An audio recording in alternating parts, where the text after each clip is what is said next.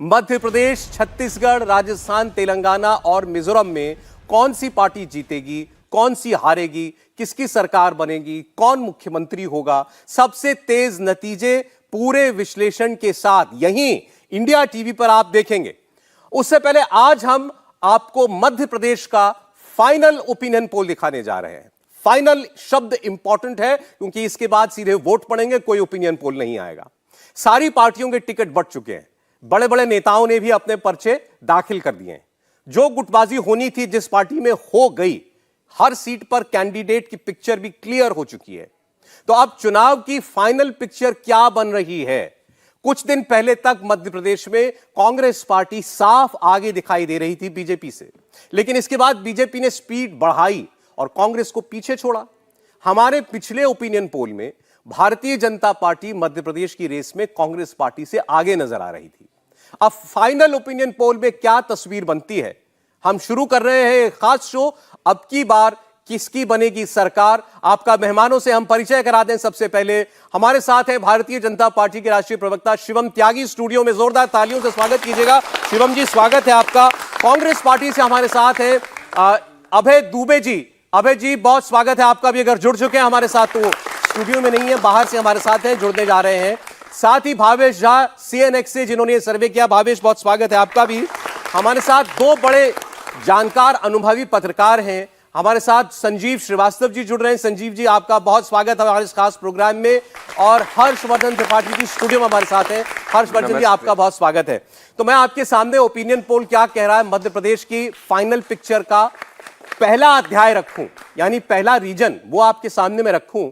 उससे पहले आपके एक कॉन्टेक्स्ट के लिए एक पृष्ठभूमि आपको जानना जरूरी है कि 2018 में 5 साल पहले क्या नंबर आए थे, किस पार्टी को कितनी सीटें मिली थी और कौन मुख्यमंत्री था। और 15 दिन पहले आज से, यानी 19 नवंबर को हमने इससे पहले जो ओपिनियन पोल किया, पहला ओपिनियन पोल, उसमें क्या दिखाई दे रहा था। फिर हम ये दूसरे ओपिनियन पोल की बात करेंगे। तो आपकी स्क्रीन पर जरा वो एक तुलना जो है वो आ जाए। मध्य प्रदेश में देखिए कुल 230 सीटें हैं। ये देखिए 2018 का नतीजा, जहां कांग्रेस पार्टी को ज्यादा सीटें मिली थी, सरकार बनी थी, 114 सीटें आई थी, बीजेपी को 109 सीटें मिली थी। अब हमने जो ओपिनियन पोल किया आज से 15 दिन पहले, तब परिस्थिति यह थी कि बीजेपी ने अपना ग्राफ 2018 से बढ़ा करके 115 तक पहुंचा लिया था।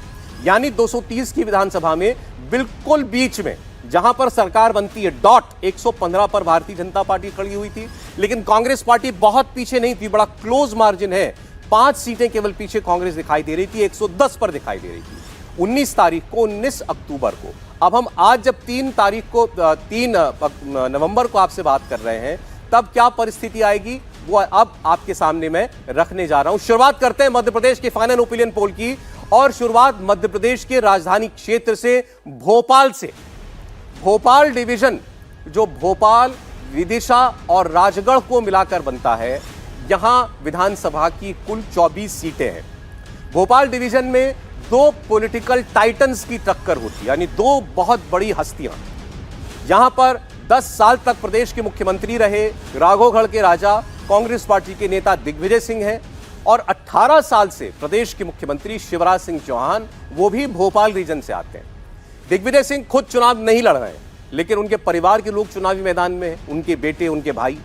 शिवराज सिंह चौहान यहीं की बुधनी विधानसभा सीट से एक बार फिर चुनाव में उतरे हुए हैं। अब ये जो 24 सीटें हैं, इनका सर्वे जो है वो क्या बता रहा है, आपके सामने मैं रख रहा हूं। अब भोपाल क्षेत्र का सर्वे 24 सीटों का, इंडिया टीवी का फाइनल ओपिनियन पोल MP का बता रहा है कि भारतीय जनता पार्टी इन 24 में से 16 सीटें निकाल सकती है। ये 2018 से 1 सीट ज्यादा है। कांग्रेस पार्टी 8 सीटें जीतती हुई दिख रही है। ये 1 सीट का नुकसान होगा। यानी यहां पर भारतीय जनता पार्टी पहले भी मजबूत थी, आज भी मजबूत है, बल्कि अपना ग्राफ थोड़ा सा और उठा रही है, 1 सीट से बेहतर करती हुई दिखाई दे रही है 2018 की तुलना में। तो भोपाल रीजन, भोपाल क्षेत्र जो है वो बीजेपी के साथ जाता हुआ हमारे इस फाइनल ओपिनियन पोल में बिल्कुल स्पष्ट तौर पर नजर आ रहा है। शुरुआत में भारतीय जनता पार्टी बढ़त में दिखाई दे रही है। आपकी स्क्रीन पर ऊपर जो है नंबर भरते रहेंगे और बढ़ते भी रहेंगे जैसे जैसे हम एक एक क्षेत्र की बात करेंगे। 24 सीटों का ओपिनियन पोल, बीजेपी 16 पर बढ़त बनाती हुई दिख रही है, कांग्रेस पार्टी 8 सीटें जीतती हुई दिखाई दे रही है। शुरुआत अच्छी की है ओपिनियन पोल के हिसाब से आपकी पार्टी ने, शिवम जी? देखिए सौरभ जी, शुरुआत ही अच्छी नहीं है, अंत भी अच्छा होगा। और जब हम सही 1 महीने बाद यहां पर बैठे होंगे और बात कर रहे होंगे तो जाहिर है हम सरकार बना चुके होंगे और प्रचंड बहुमत के साथ बनाएंगे। मैं बिल्कुल इन आंकड़ों से इतर नहीं हूं, लेकिन इतना है कि हम इस टैली को और अभी इंक्रीज करेंगे। जिस तरीके से हमारा कैंपेन चल रहा है, जिस तरीके से तमाम चीजें हुई हैं, जिस तरीके से 1.5 साल में करप्शन नाथ की सरकार रही और घोटाले पर घोटाले पर घोटाले किए, जिस तरीके से हमारा 20 साल का ट्रैक रिकॉर्ड है, जिस तरीके से वहां पर भारतीय जनता पार्टी की सरकार ने काम किए हैं, आने वाले समय में आप देखेंगे कि टेली भी इंप्रूव होगा। और कहीं ना कहीं रही बात कांग्रेस की, तो आजकल चाहे वो आपका चैनल हो और चाहे उनका चुनाव में आना हमेशा ऐसे ही देर में ही आते हैं, वो बाद में ही आते हैं। देखिए अभी भी आए नहीं है अभय दुबे। अभी आपके प्रतिद्वंदी आएंगे, देखिएगा फिर क्या जब तक आएंगे हम जीत जाएंगे, पूछते भी और जवाब भी देते हैं। पहले भोपाल के जरा समझ ले, भोपाल क्या है, भोपाल के ये रीजन जो है क्या कहलाता है, यहाँ कौन कौन सी सीटें खास तौर पर। हमने बताया दिग्विजय सिंह और मुख्यमंत्री शिवराज सिंह चौहान दोनों यहीं से आते हैं। और क्या खासियत है भोपाल की? देखिए भोपाल की आप पूरे रीजन की आप ओवरऑल यदि एनालिसिस करेंगे तो पाएंगे यहाँ पे बीजेपी हमेशा से स्ट्रांग रही है। पिछली बार भी जब बीजेपी हारी थी तो 15 सीटें जीत के आई थी, तो बीजेपी एक स्ट्रांग वहाँ पे रहती है और बीजेपी को वहाँ पे हराना लगभग मुश्किल। आपने देखा 2000 दिग्विजय सिंह खुद भी लोकसभा में दिग्विजय सिंह खुद भी कंटेस्ट किए थे लेकिन हार गए थे लोकसभा चुनाव में। धीरे धीरे देखेंगे जैसे जैसे ये क्लियरिफाई होता जाए कि बीजेपी एक कॉन्टेस्ट में 2 महीना पहले जब बीजेपी वहाँ पे कॉन्टेस्ट में नहीं थी तो भोपाल रीजन में भी ये दिखने लगा था कि बीजेपी वहां भी पिछड़ रही है। लेकिन धीरे धीरे जैसे जैसे ये कैंपेन आगे बढ़ रहा है, कैंडिडेट जिस तरह के अनाउंस हुए उसमें आप देखेंगे कि बीजेपी भोपाल रीजन में अपना ग्रिप बहुत ही ज्यादा मजबूत की है। उसके रीजन सबसे बड़ी बात है जो सॉफ्ट हिंदुत्व हार्ड हिंदुत्व का जो है वहां पे एक अच्छा खासा चल, आपने देखा वहां पे एक माइनॉरिटी वोट भी ज्यादा है। देखिए मध्य प्रदेश में आप जाएंगे लगभग 20% जो है वो अर्बन में, मध्य प्रदेश के अर्बन में मुस्लिम वोटर है, उसका भी एक इम्पैक्ट है जिसका कि कहते हैं ना कंप्लीट पोलराइजेशन, एंटी पोलराइजेशन कहते हैं, उसका बीजेपी को फायदा मिला। और जिस तरह बीजेपी के अलग अलग नेता जिस तरह के बयान दे रहे उसका कुछ हद तक फायदा भोपाल रीजन में बीजेपी को मिलता। चलिए मैं आपके सामने अगला क्षेत्र भी रख देता हूं, कुछ सीटों का और सर्वे भी खुल जाएगा और बात भी जो है वहां से हम और जो प्रदेश के नेता हैं उनकी हम कर पाएंगे। मैं आपके सामने चंबल का जो सर्वे है वो भी रख देता हूं, चंबल क्षेत्र का सर्वे भी दिखा दीजिए। दूसरा रीजन चंबल, मुरैना, भिंड, गुना, ग्वालियर। चंबल में कुल मिलाकर के 34 सीटें आती हैं। यहां से केंद्रीय मंत्री नरेंद्र सिंह तोमर को चुनाव में उतारा है भारतीय जनता पार्टी ने। ग्वालियर के राजा केंद्रीय मंत्री ज्योतिरादित्य सिंह एक बड़ी हस्ती हैं जो चुनाव तो नहीं लड़ रहे हैं खुद, लेकिन उनका बहुत प्रभाव है।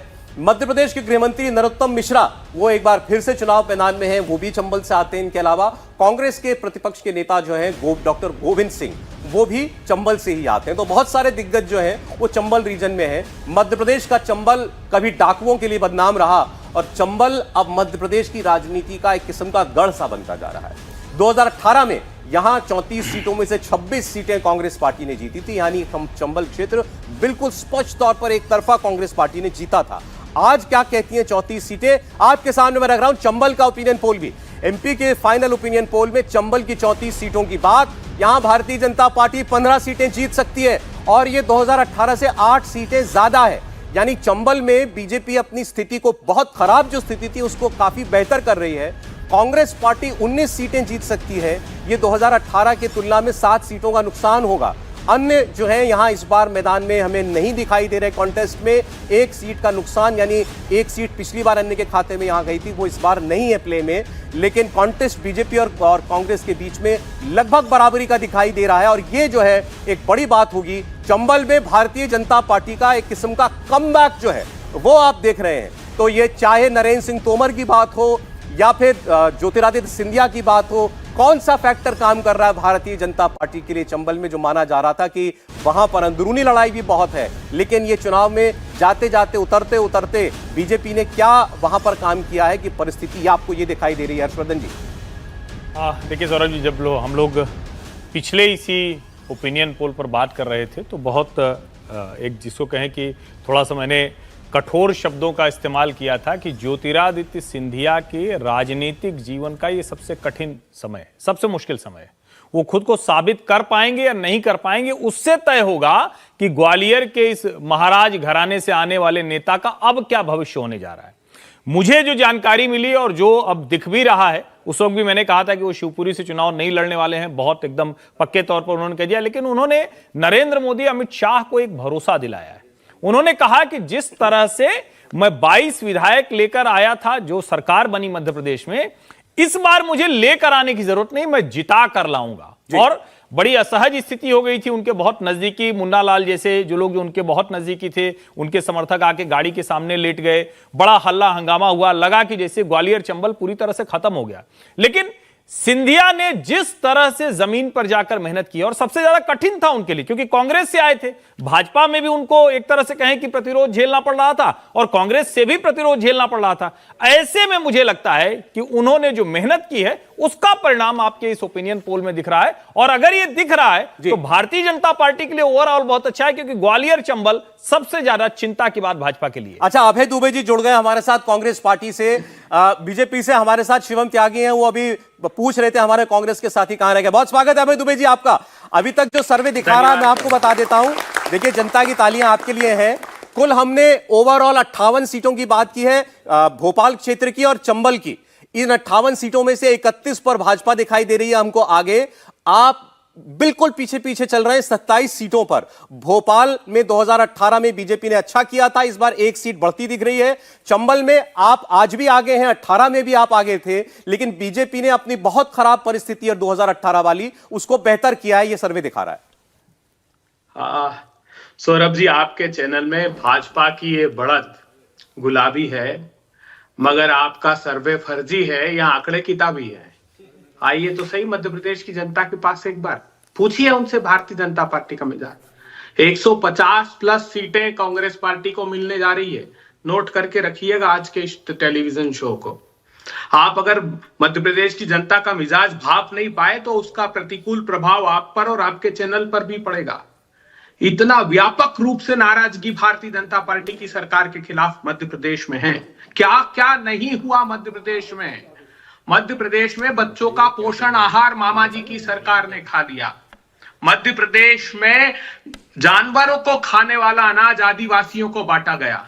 भाजपा के नेता ने आदिवासी भाई के ऊपर पेशाब करके उसका वीडियो वायरल कर दिया। भाजपा के मंडल अध्यक्ष ने, अनूपपुर के मंडल अध्यक्ष ने मृत आदिवासी के सामने उसके भाई को चप्पलों से बर्बरता से पीटा। भगवान शंकर के महाकाल लोक में भीषणतम भ्रष्टाचार किया। और तो और विश्व में कहीं नहीं हुआ होगा वो जीएसडीपी घोटाला, अर्थात मध्य प्रदेश की विकास दर तक में घोटाला करके 2.5 लाख करोड़ रुपए अधिक राज्य का सकल घरेलू उत्पाद बता दिया इन्होंने। हमने उसको पेपर पर प्रूफ कर दिया। किस आधार पर ये बात करते हैं बढ़त की? अरे बढ़त तो दूर, इनकी परिस्थितियां इतनी बदतर हो गई कि 20-25 साल तक इनको कोई मध्य प्रदेश में पूछने वाला नहीं मिलेगा। क्यों प्रधानमंत्री जी ने अपना कैंपेन ड्रॉप किया एमपी के मन में मोदी? क्योंकि वो भी कुछ एक सप्ताह में समझ गए कि मध्य प्रदेश में क्या हुआ। पिछली रैली में ना उन्होंने शिवराज जी का नाम लिया, ना उनके काम का जिक्र किया। क्यों भारतीय जनता पार्टी के नेता कहते फिर रहे प्रेस कॉन्फ्रेंस में कि नहीं अब शिवराज चेहरा नहीं है? कुछ तो बात होगी ना कि अंदर खाने में ये भी जान गए हैं कि जो 18 साल में भारतीय जनता पार्टी की सरकार ने किया है मध्य प्रदेश में, उसके परिणाम उनको भुगतने पड़ेंगे। सौरभ जी, आइए मध्य प्रदेश और देखिए कैसे जय वीरू की जोड़ी दृढ़ता से लगी हुई है और ये जो गब्बर का साम्राज्य है इसको नेस्तनाबूद। ठीक है अभय जी, अभय जी देखिए, आप मेरे मेहमान हैं, आप देर से भी जुड़े और आप अपना ओपनिंग कमेंट दे रहे थे, मैं आपको बीच में रोकना नहीं चाहता था आपने, लेकिन जो शब्द इस्तेमाल किए मुझे उस पर एतराज है और मैं उसका उत्तर आपको देना चाहता हूं। चुनाव अभय दुबे जी कांग्रेस पार्टी लड़ रही है, भारतीय जनता पार्टी लड़ रही है, इंडिया टीवी और सीएनएक्स नहीं लड़ रहा है, तो हम पर प्रतिकूल असर पड़ेगा। पहले तो मैं इससे इत्तेफाक नहीं रखता। आपने कहा ये सर्वे फर्जी है या किताबी है, मैं तो नहीं कहता कांग्रेस पार्टी झूठी है, मैं कह सकता हूं लेकिन मैं कह नहीं रहा हूं। आपने ये शब्द इस्तेमाल किए, मुझे एतराज है इस पर। सर्वे किया गया है जमीन पर उतर करके, सर्वे करने वालों ने ईमानदारी से काम किया है। एक मिनट अभय जी, आपने कहा मैंने सुना, मैं कह रहा हूं आप सुनिए। सर्वे गलत साबित होगा तो हो जाएगा। मैं आप सुने सर, मैं इस सर्वे में मैं ये बात करते हुए अभय दुबे जी ये नहीं कह रहा हूं आप नेताओं की तरीके से जो मैं कह रहा हूं वही शाश्वत और अटल सत्य है। मैं ये दावा नहीं करता, ये दावा आप लोग नेता हैं, आप लोग करते हैं, लेकिन किसी की मेहनत को फर्जी और किताबी कहना मुझे नहीं लगता कि आप जैसे सीजन प्रवक्ता को और नेता को शोभा देता है। कहिए अपनी बात। नहीं, इसमें एक बात और जोड़ दीजिए। बिल्कुल कहूंगा, क्योंकि जमीन नहीं देखी जिसने भी सर्वे किया। मैं India TV, India television channel survey agency नहीं है। लेकिन आपके लिए जिसने भी सर्वे किया वो भी यहाँ पर है, मेरे मेहमान है आपके सामने, आप इनसे सवाल पूछ सकते हैं, मैं एक लेकिन सेकंड जवाब आप दे दूं पहले। आप जब कह रहे हैं सर्वे फर्जी है, तो मेरे लिए जिसने सर्वे किया मैं तो उसके लिए खड़ा हूंगा ना अभय दुबे जी। मैं बता रहा हूं, वो भारतीय जनता पार्टी के कार्यालय में बैठकर सर, नहीं, गलत बात है, ये गलत बात है। भावेश आप जवाब दे सकते हैं, आप जवाब दीजिए। जमीन पर जमीन पर आए होते तो अभय जी रुक जाइए, एक मिनट में बताता हूं मैं, एक मिनट। ग्वालियर चंबल रीजन की बात कर रहे हैं ना, दो सारे लोकल बॉडी के इलेक्शन अभी हार गए, मेयर के दोनों गुना ग्वालियर के हार गए। महाराज की स्थिति वहां बहुत बुरी परिस्थिति में भारतीय जनता पार्टी, ग्वालियर चंबल संभाग से सबसे बड़ी बढ़त मिलेगी, ये लिख कर रख लिया। और महाराज की बात बता दूं एक मिनट में, सौरभ जी, महाराज इसलिए शिवपुरी से नहीं उतरे कि वहां हमने केपी सिंह जी को टिकट दे दिया, पिछोर से हटा कर दिया, नहीं तो वहां से लड़ाने की तैयारी थी वहां महाराज। अबे दुबे जी, आप ये सारी बातें कहिए, आपको कौन रोक रहा? हमने तो इसलिए आपको आमंत्रित किया प्रोग्राम में, लेकिन आप कह रहे हैं फर्जी और किताबी, और आप कह रहे हैं कि बीजेपी के कार्यालय में बैठकर जिसने जो जमीन पर गया उसने सर्वे छाप दिया है। इस पर मुझे आपत्ति है, आप अपना तर्क दीजिए, आप सर्वे को गलत कहिए, कोई आपको नहीं रोकता है, लेकिन आपकी जिन्होंने सर्वे किया उसके ऊपर आप सीधा आक्षेप कर रहे हैं। आपकी आपत्ति दर्ज कराइए। 3 दिसंबर को मैंने जो बात कही है हूबहू अक्षरशः सही ना हो तो आप मुझे कहिएगा। देखिए यही फर्क है, मैं नहीं जवाब दे दूं इनको, मैंने जो लिख दिया वही सच है। आप नेता हैं, आप दावा कीजिए, आप चुनाव में क्योंकि आप जरा जिन्होंने सर्वे किया उनकी बात सुन लीजिए। मैं अभय जी को याद दिलाना चाहता हूं, अभी कर्नाटक का चुनाव हुआ था, अकेला मैं सबसे पहले था जिसने बताया था कि कर्नाटक में कांग्रेस बड़ी अच्छी पोजीशन से जीत के आ रही है और क्लीन स्वीप। कोई भी सर्वे एजेंसी ने, कोई भी चैनल ने यह प्रिडिक्ट नहीं किया था कि कर्नाटक में कांग्रेस वहां पे लैंडस्लाइड विक्ट्री लेके आ रही। तब तो आप बहुत तारीफ करें, तब क्या हो गया? तब क्या मैंने एक सेकंड, तब क्या मैंने कांग्रेस पार्टी के, अरे एक सेकंड सुनिए, तब क्या मैंने कांग्रेस पार्टी के दफ्तर में बैठ के बनाया था? आप जवाब दीजिए। ना मैंने देखा आपका सर्वे, बिल्कुल आप थे, बिल्कुल आप थे, आपके प्रवक्ता थे, आप क्या सिर्फ अपना इंडिविजुअल, आपके अपना इंडिविजुअल बयान दे रहे क्या यहाँ पे? नहीं, अब एक मिनट सुन लीजिए महोदय मेरी बात। उस समय का भी इंडिया न्यूज चैनल में अगर आपने सर्वे किया हो और बैठे हो तो मैंने उस समय भी कहा था कि आपका आंकलन ठीक नहीं है, हम 135-140 सीटें कर्नाटका में जीत के आ रहे हैं। कई बार आपके चैनल ने जो ओपिनियन पोल बताया उसमें कांग्रेस पार्टी को नेक टू नेक बताया, तब भी मैंने ये बात, पहली बात तो ये मैं इकलौता था जिसने सबसे पहले बताया था कि कांग्रेस वहां पे मेजोरिटी से आ रही है, तो ये आप गलत बयानी मत कीजिए, ठीक है? पहली बात ये करेक्ट कीजिए। दूसरी बात मैं इंडिया न्यूज के लिए, इंडिया टीवी के लिए कर रहा था। नहीं रह गए, अब आप इकलौते नहीं रह गए, बहुत सारे लोग हैं जो बीजेपी को कॉन्टेस्ट में बता रहे हैं, लेकिन सच्चाई जमीन की बिल्कुल अलग है। तो आप जमीन की बात कीजिए ना, आप मेरे सर्वे पे सवाल मत उठाइए, ठीक है? सवाल उठाइए, ठीक है, आपका वो है, लेकिन ये फर्जी कहना आपको शोभा देता है क्या? मैं आपको बोलता हूं कि आप जो बयान दे रहे हो फर्जी है। जब आप ये बड़े बड़े बयान देते हो, जब गलत साबित हो जाते हो रिजल्ट के बाद, तो माफी मांगते हो क्या? बताओ। देखिए, आप माफी मांगेंगे?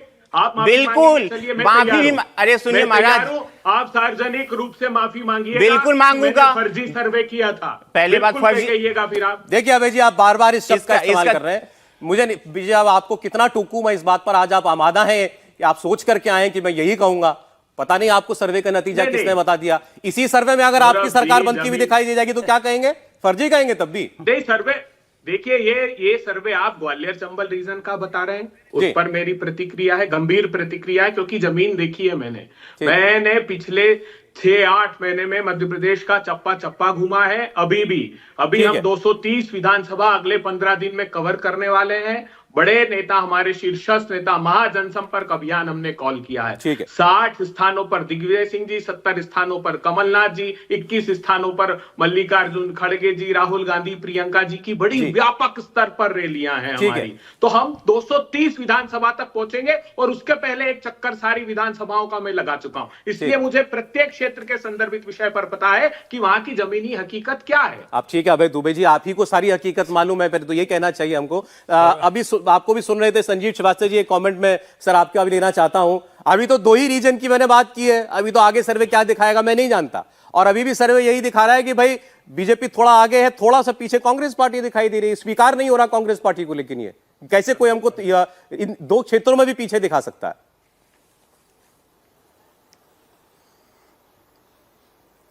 देखिए, अब कांग्रेस पार्टी और दुबे जी जो कह रहे हैं वो उनका अधिकार है, जो भावेश कह रहा है वो उसका, मतलब मुझे दोनों की बातें समझ में आ रही हैं, क्योंकि एक लंबे समय तक मीडिया का एक रुख रहा है जिसपे कांग्रेस पार्टी और कांग्रेस पार्टी के नेताओं को आपत्ति रही है, और उसी की वजह से और वो राजनीति का जिस तरह से ध्रुवीकरण हुआ है और उसकी कुछ प्रतिबिंब मीडिया में भी दिखा है, उसका असर है कि अब हर बहस ही पोलराइज्ड हो गई है।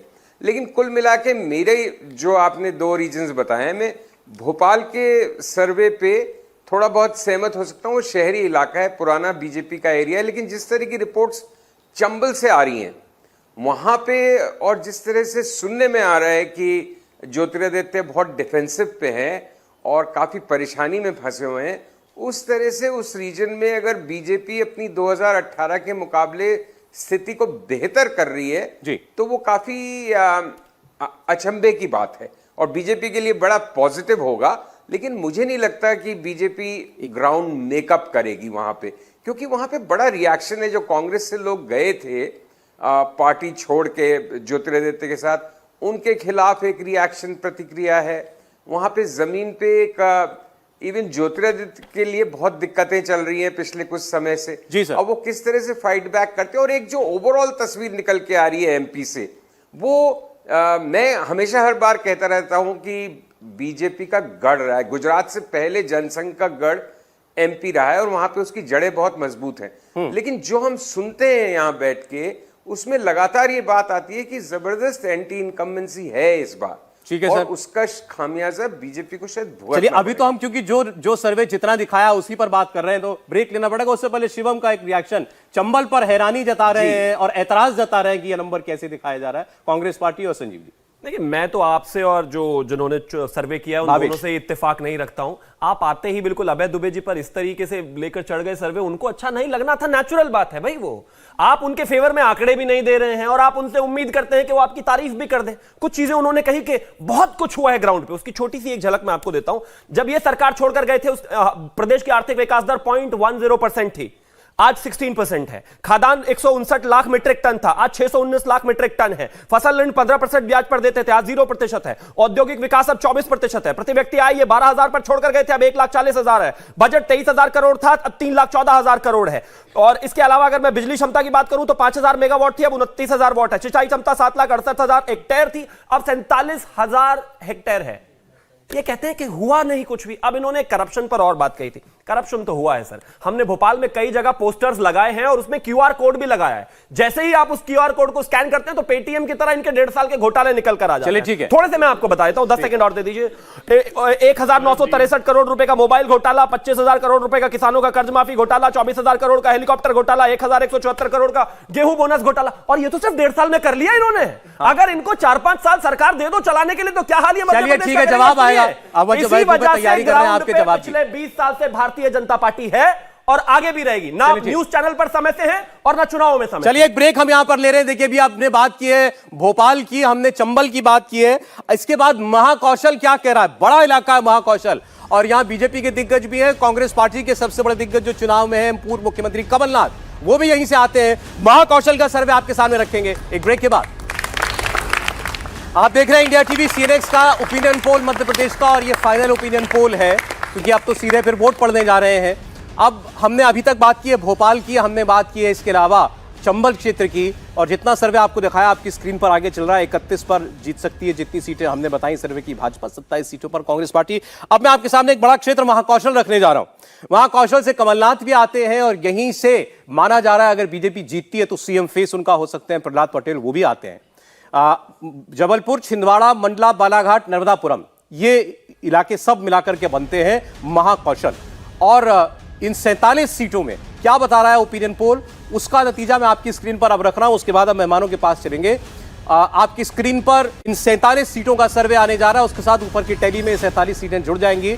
अभी आप देखिए, हमारे मुताबिक इस क्षेत्र में महाकौशल में कांग्रेस पार्टी बिल्कुल स्पष्ट तौर पर बीजेपी से आगे है। 26 सीटें 47 में से कांग्रेस पार्टी जीत सकती है, 19 पर भारतीय जनता पार्टी ठहरती हुई हमको दिखाई दे रही है। अन्य के खाते में 2 सीटें जा सकती हैं। ये ओपिनियन पोल का नतीजा आपको दिखाई दे रहा है। और बीजेपी का ग्राफ 2018 की तुलना में और नीचे आया है, 20 सीटों से घटकर 19 पर बीजेपी आती हुई दिखाई दे रही है।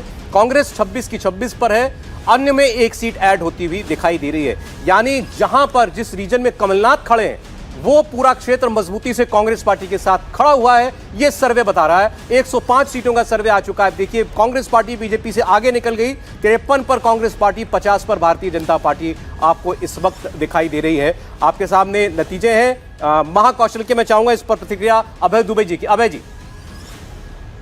हाँ सौरभ जी, जो हम लोगों का मूल्यांकन है उसमें 8 से 9 सीटें इस महाकौशल के क्षेत्र में भारतीय जनता पार्टी को मात्र मिलने जा रही है। स्वाभाविक रूप से महाकौशल से ही मध्य प्रदेश का मुख्यमंत्री होगा, वो मुख्यमंत्री जी होंगे कमलनाथ। अभी शिवम जी वैसे तो दूसरे प्रवक्ताओं से अलग है, थोड़ा अध्ययन करके आते हैं भारतीय जनता पार्टी के, लेकिन मैं पूछना चाहता हूं, जब वो कहते हैं कि 18 सालों में बहुत तरक्की की, पर कैपिटा इनकम 1.5 लाख रुपए हो गई, तो साहब मोदी जी फिर ये क्यों बता रहे हैं कि हिंदुस्तान में सबसे अधिक गरीबी रेखा से नीचे रहने वाले लोग मध्य प्रदेश में 36.37, विश्व का सबसे गरीबी रेखा के नीचे रहने वाला जिला अलीराजपुर पूरे विश्व का, ये मैं नहीं कह रहा हूं, ये मोदी जी की रिपोर्ट, नीति आयोग की रिपोर्ट बता रही है, 71%। आप झाबुआ देखिए 68.86%, बड़वानी 61%। तो सारे आदिवासी क्षेत्र विश्व के सबसे गरीबी रेखा से नीचे रहने वाले। क्यों ऐसा है कि 82 लाख परिवारों को गरीबी रेखा के नीचे के गैस के सिलेंडर दिए, जिसमें से 44 लाख ने तो एक भी नहीं भरवाया उन गैस सिलेंडर। ये हुआ इसलिए क्योंकि आप कल्पना कीजिए कि बच्चों का पोषण, सबसे ज्यादा कुपोषित बच्चे मध्य प्रदेश में, उनके पोषण आहार को बताया कि जिन ट्रकों से लेना बताया, कैग ने पाया कि वो स्कूटी और मोटरसाइकिल के नंबर है। आप कल्पना तो कीजिए, जो बच्चों के पोषण आहार को खा जाए वो सरकार कितनी निकृष्ट और नीचे गिरी हुई। जवाब शिवम त्यागी आपको देंगे, साथ ही जो सर्वे बता रहा है कमलनाथ को नहीं घेर पा रहे हैं आप। शिवम देखिए, सबसे पहले तो बात यह कि महाकौशल की जहां तक बात है, पिछले 3 महीने में भारतीय जनता पार्टी के तमाम नेता वहां पर रहे, लेकिन देश के प्रधानमंत्री भी वहां पर 3 बार गए। इसके अलावा अगर हम लाडली योजना की शुरुआत की बात करें तो वो भी शिवराज जी ने वहीं से शुरू की। अब आते हैं कि इन्होंने कहा कि डेटा तो थोड़ा सा ऐसा है। मैं एक चीज कहना चाहता हूं, हम उस आधार पर वोट मांग रहे हैं कि हमने 20 साल में क्या किया। आप अपने 1.5 साल का बताते क्यों नहीं है? और मैं डेटा में गलत नहीं हो सकता। मैं फिर आपसे अभय जी कहना चाहता हूं, हां मध्य प्रदेश में कहीं ना कहीं परेशानियां रही, लेकिन उस परेशानी का जो आधार है, उसकी जो दिक्कतें हैं, वो सब आप ही की देन है। आप अगर 1.5 साल में ही लाखों करोड़ का घोटाला कर ले जाएंगे तो सोचिए आने वाले समय में अगर आपको जनता मौका जो कि नहीं देगी, अगर दे देती तो क्या हाल होता। अब एक और चीज पर आते हैं, बड़ा विषय प्रैक्टिकल है। आपने शुरुआत में एक चीज कही थी कि जनता किसके बातों पर, किसकी वादों पर विश्वास करेगा जी। एक तरफ मोदी जी हैं और एक तरफ राहुल जी। अब यही जनता पूछ लेता हूं, मैं ही पूछ लेता हूं, बताइए किस पर विश्वास करेगा ये देश? किस पर विश्वास करेगा? जोर से बोलिए, अभय जी को सुनने में दिक्कत है थोड़ी। दोनों आवाजें आ रही है मुझे। राहुल गांधी की आवाज भी आ रही है, मोदी जी की आवाज भी आ रही है। मैं वही कहता हूं, राहुल गांधी नरेंद्र मोदी जी के सामने कहीं खड़े ही नहीं होते। ठीक, नारे नहीं, दोनों आवाजें आई। देखिए ना, मोदी जी का नाम सुनते ही तो लोग नारे ही लगाना शुरू कर देते हैं। ये है उनका करिश्मा। और जहां तक बात है कमलनाथ जी की, इन्होंने एक जय वीरू वाली बात और कही थी शुरुआत में। जय वीरू इन्होंने कहा दिग्विजय सिंह जी को और कमलनाथ जी को। आपको पता है अभी क्या हुआ? जैसे ही टिकट डिस्ट्रीब्यूशन हुआ, जय के जो लोग हैं वो वीरू के घर के सामने अभी तंबू गाड़ के बैठ गए थे, लाठियां और लेकर गए थे। वो तो शुक्र है कहीं कमलनाथ जी आसपास दिखाई नहीं दिए, वरना लड़ाई हो जाने वाली थी। मैं एक चीज साफ करना चाहता हूं, विषय बहुत साफ है। इनकी इनफाइटिंग से लेकर तमाम सारे इश्यूज है। भारतीय जनता पार्टी के पास 20 साल का ट्रैक रिकॉर्ड है। हम उसी पर चुनाव में है, अपने डेटा पर चुनाव में है। अभी बैठे तो हुए हैं ना, पिछले 1.5 साल का हिसाब दिया क्या एक बार भी इन्होंने? 1.5 साल तो ये भी रहे ना। अच्छा चलिए ठीक है, आपने ही नहीं बताने के लिए आपने पूछा कि भाई किसकी बातों पर भरोसा करेंगे, मोदी जी की कि राहुल गांधी जी की? ये सवाल था जो हमारे सर्वे के अंदर, उसका नतीजा हम सामने रख देते हैं। किसकी गारंटी पर भरोसा कर रही है मध्य प्रदेश की जनता? ये सवाल था, उसका नतीजा आपके सामने। वैसे तो देखिए, जो चुनाव में आएगा वो होगा फाइनल परिणाम, लेकिन सर्वे में जो दिखाई दे रहा है वो आपको दिखाई दे रहा है, आपके सामने रख रहा हूं। स्पष्ट सवाल था, किसके वादों पर भरोसा करेंगे, किसकी गारंटी पर आप यकीन कर रहे हैं?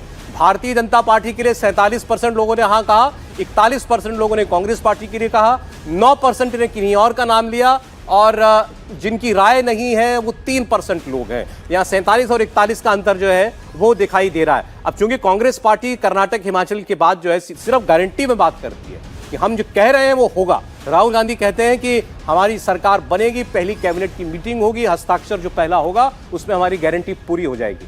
जनता ने सर्वे में बताया कि अभी मोदी की बात पर उनको भरोसा है। कांग्रेस पार्टी यहां भी बहुत पीछे तो नहीं है, लेकिन बीजेपी आगे दिखाई दे रही है। हर्षवर्धन जी, आजकल तो गारंटी की बात होती है सब जगह। नहीं देखिए, गारंटी तो अच्छा है कि नेता लोग दें, क्योंकि इनकी गारंटी पर भरोसा नेताओं की देश में कम हुआ। इसीलिए शायद देश ने मिलीजुली सरकारें बनानी शुरू की, क्योंकि उनको लगता था कि एक कोई नेता ऐसा है ही नहीं जिसकी गारंटी, तो ये लोग मिलकर गारंटी देने लगे।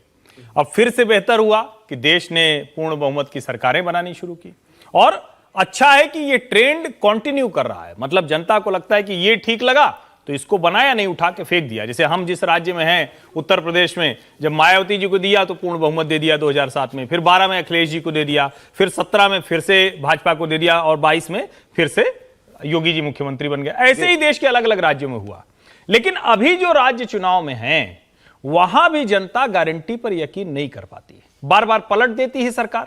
लेकिन मध्य प्रदेश एक ऐसा राज्य रहा जहां शिवराज सिंह चौहान की गारंटी पर लगातार यकीन किया, और वो यकीन इतना बड़ा था कि 2003 में पहली बार जब उमा भारती दिग्विजय सिंह को हटाकर मुख्यमंत्री बनी तो लगातार बनती रही, और 2018 में जब सरकार गई भाजपा की तब भी सिर्फ 9 सीटों का। मैं वही कहने वाला था, 18 में तो नहीं किया। मैं इसीलिए कह रहा हूं कि मूल जो बात है कि गारंटी पर वो यकीन करती है, लेकिन अगर गारंटी से जरा दाएं बाएं हुए तो जनता का भरोसा हटने में कोई देरी नहीं लगती है। अब सवाल यह है कि किस नेता की गारंटी पर करें। ट्रैक रिकॉर्ड देखती है जनता, और शायद यही वजह है कि जो आज बार बार कहा जा रहा है कि नरेंद्र मोदी के नाम पर बीजेपी क्यों जाती है। भाई, जिसके पास बढ़िया बल्लेबाज होगा, बढ़िया ट्रम्प कार्ड होगा, उसी को आगे करेगा। मेरे लिए तो ये बड़ा जिसको कहें कि न समझ में आना प्रश्न है कि क्या कांग्रेस पार्टी कोई भी एक ऐसा नेता नहीं जिसके नाम पर देश भर में जाए। ये प्रश्न अभय दुबे जी से पूछा जाना चाहिए। अभय जी से हम लोग अभय जी से बात करेंगे। और अब 2018 में गारंटी की बात चली है, तो 2018 में जो बातें कहकर वादे कर कमलनाथ जी मुख्यमंत्री बने थे, समय कम मिला, सरकार पलट गई, लेकिन उस दौरान कितनी गारंटियां पूरी कर पाए, अभय जी से उत्तर लेंगे। 2 सवालों का जवाब और रख दूं, फिर मैं आता हूं आपके पास। देखिए, इसके बाद सवाल यह भी था कि उम्मीदवार जो हैं, किस पार्टी के उम्मीदवार जो हैं बेहतर नजर आ रहे हैं, पर की सारी परिस्थितियां देख करके जो टिकट डिस्ट्रीब्यूशन है वो बेहतर किस पार्टी का लग रहा है, उसका नतीजा भी आपके सामने हम रख देते हैं। ये सर्वे हुआ तो टिकट बढ़ चुके हैं, दोनों जनता को मालूम है कि कौन उम्मीदवार किस पार्टी से है। 49% का मानना है बीजेपी का उम्मीदवार, बीजेपी का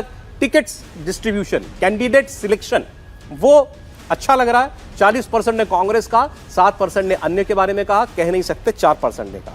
ये आपके सामने है। मैं अगला सवाल जो है वो भी आप सामने रख देता हूं, क्योंकि ये कांग्रेस पार्टी का प्रमुख मुद्दा है कि हम जाति जनगणना कराएंगे। ओबीसी कितने हैं प्रदेश के अंदर, ये पता होना चाहिए हमको, तो सरकार बनेगी तो हम उसकी गिनती कराएंगे। ये मुद्दा वाकई एक जनता के दिल का मुद्दा है या चुनावी मुद्दा उनको लगता है, ये जनता से सवाल हुआ। तो इस पर आप देखिए, ये मुद्दा सही है, होना चाहिए 42%। चुनावी वादे लग रहे हैं ये 47% कह रहे हैं, 11% कह रहे हैं कि हम कह नहीं सकते हैं। अभय जी के पास जाऊं उससे पहले 2-3 प्रश्न जो हमने पूछे हैं, इस पर संजीव श्रीवास्तव जी का क्या कहना है वो हम लोग जान लेते हैं। संजीव जी, सवाल था उम्मीदवार बेहतर किसका, किसकी गारंटी पर ज्यादा भरोसा है, और ओबीसी सर्वे चुनावी बात है या लोगों के बीच का मुद्दा है?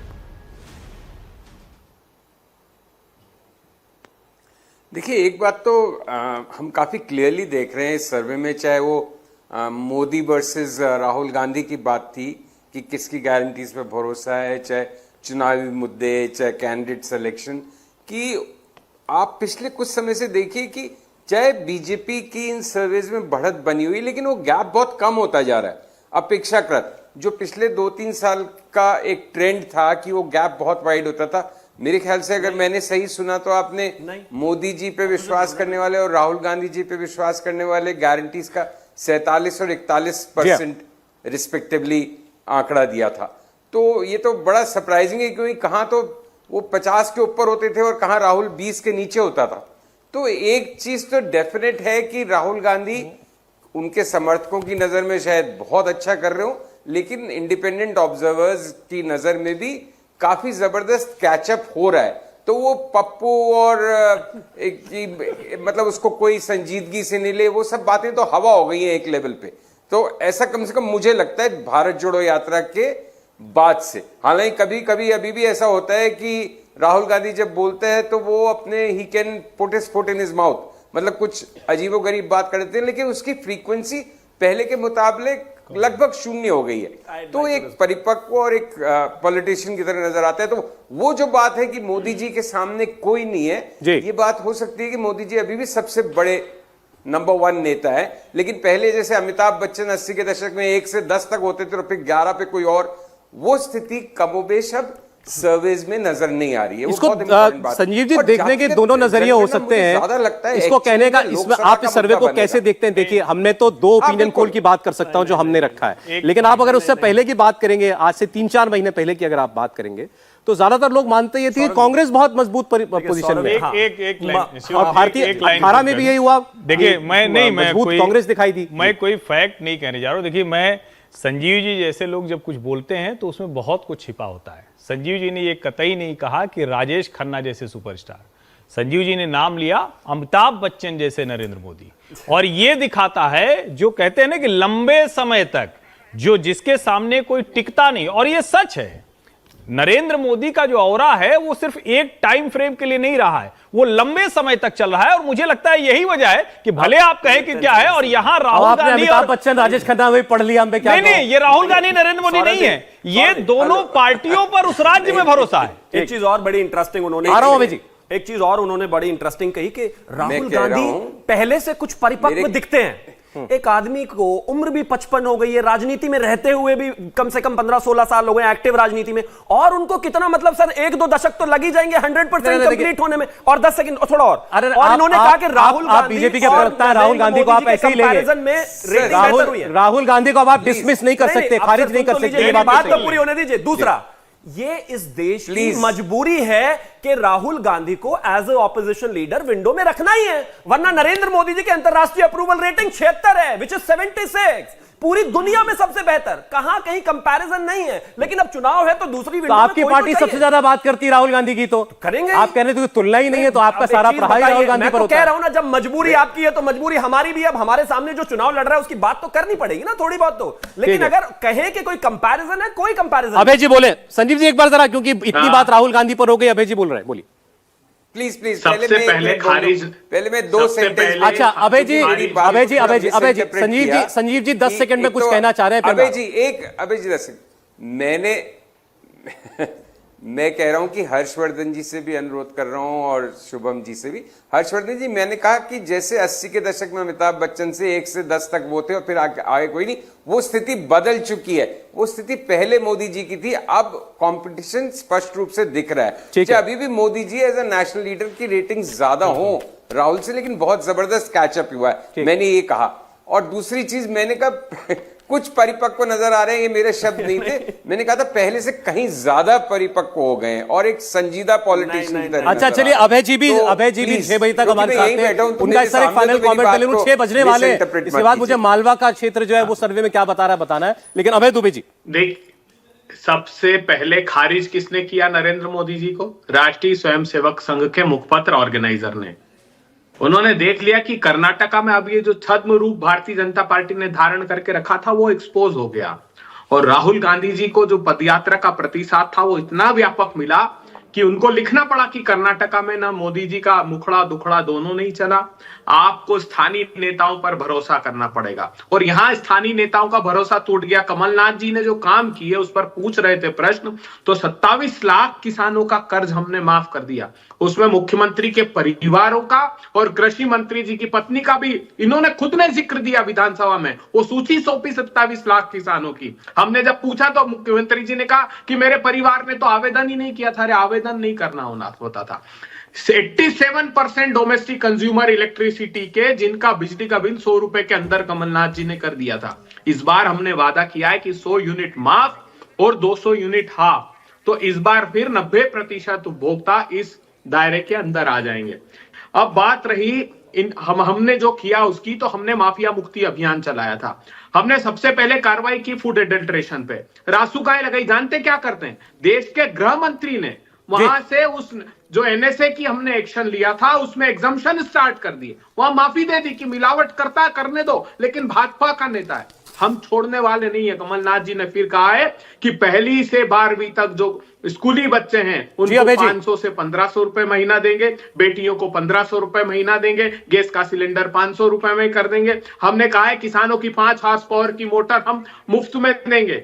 हमने उद्योगों के लिए आप आश्चर्यचकित रह जाएंगे। 15 महीने की सरकार में इंडिया का सबसे बड़ा फार्मास्यूटिकल हब मध्य प्रदेश का अभिजीत 6 बज गए, मजबूरी मुझे आपको रोकना पड़ेगा, माफी चाहता हूं। आपने बताया कि हमको भले ही 15 महीने मिले हो, लेकिन जो वादा किया था पूरा किया, तो जनता उस पूरे हुए वादे को देखेगी और 20 साल से भाजपा की सरकार है उसको बदलेगी, ये कांग्रेस पार्टी का दावा है। अब देखें अगला जो क्षेत्र है, बड़ा क्षेत्र है, ये भी उसकी बात मैं करने जा रहा हूं। पहले अभी तक के सर्वे पर नजर डाल लीजिए।